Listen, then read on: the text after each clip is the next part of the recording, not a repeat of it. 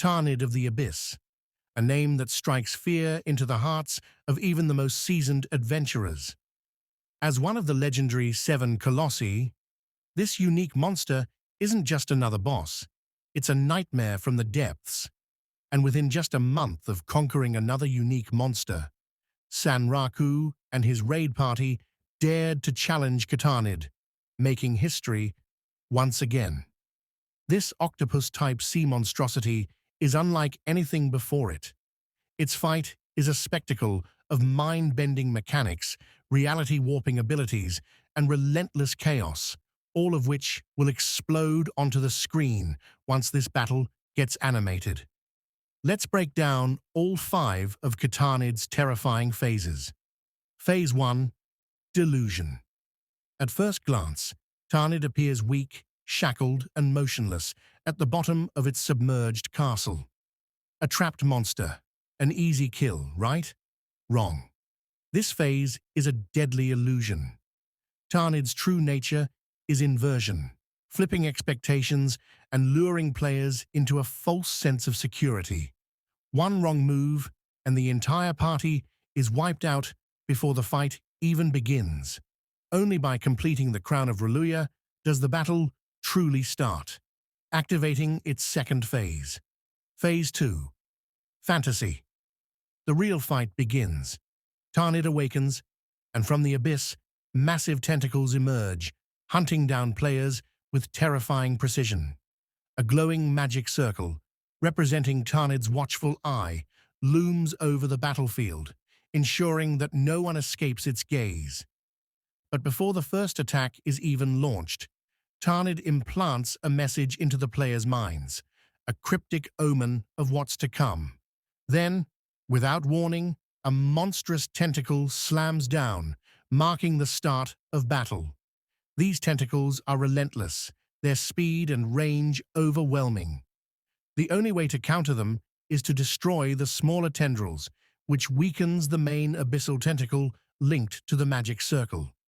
Once all the abyssal links are severed, Ctarnidd enters its next horrifying transformation.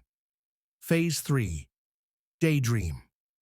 The abyss vanishes, and Ctarnidd ascends into the sky, shifting into a magical entity covered in glowing glyphs. Its form twists and warps, resembling an ethereal octopus. But Ctarnidd isn't defenseless. It conjures 4 cursed grails, each carried by a remaining tentacle. These grails bring forth reality-altering debuffs. Green inverts color perception. Blue inverts character gender. Indigo inverts character stats. Purple inverts damage output. Each of these grails twists the game's mechanics into pure chaos, forcing the players to think fast or perish. Only by destroying the grails can they push Ctarnidd into its next phase. Phase 4. Imagination. Ctarnidd returns to the abyss, but this time it manifests as a massive, bottomless cavern within the battlefield. From its depths, an army of horrific creatures, beasts encountered throughout the city, swarm the players. Time is of the essence. Every monster not slain is devoured by Ctarnidd, feeding its power. The stronger the creatures it consumes, the more formidable its final form becomes. This isn't just a battle anymore, it's a race against extinction. Phase 5. Illusion. Ctarnidd undergoes its most terrifying transformation yet, a humanoid form unlike anything seen before. Now it no longer relies on brute force alone. Instead, it uses analysis, a technique that allows it to copy its opponent's abilities. Around its back, glowing gems appear, each reflecting the skills of the players and NPCs in the battle. Destroying these gems seems like a good idea, until they spawn tentacles infused with the power of the copied weapon. The stronger the weapon, the stronger the tentacle. To make matters worse, if a gem is broken, the corresponding player's weapon gets locked, leaving them defenseless. The only way to break this curse: destroy the central jewel on Ctarnidd's forehead, but it won't go down without a fight.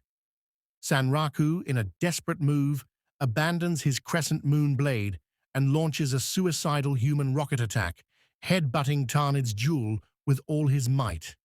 The impact cracks the jewel, revealing Ctarnidd's ultimate weakness, the source of its inversion gimmick.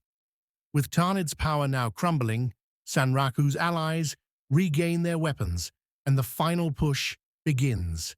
In an epic, unified assault, the raid party strikes down the Colossus once and for all. This battle wasn't just long, it was a test of endurance, strategy, and adaptation. Compared to Wesemon the Tomb Guard, Ctarnidd's fight was an entirely different beast, requiring a deep understanding of its reality-warping mechanics to stand a chance.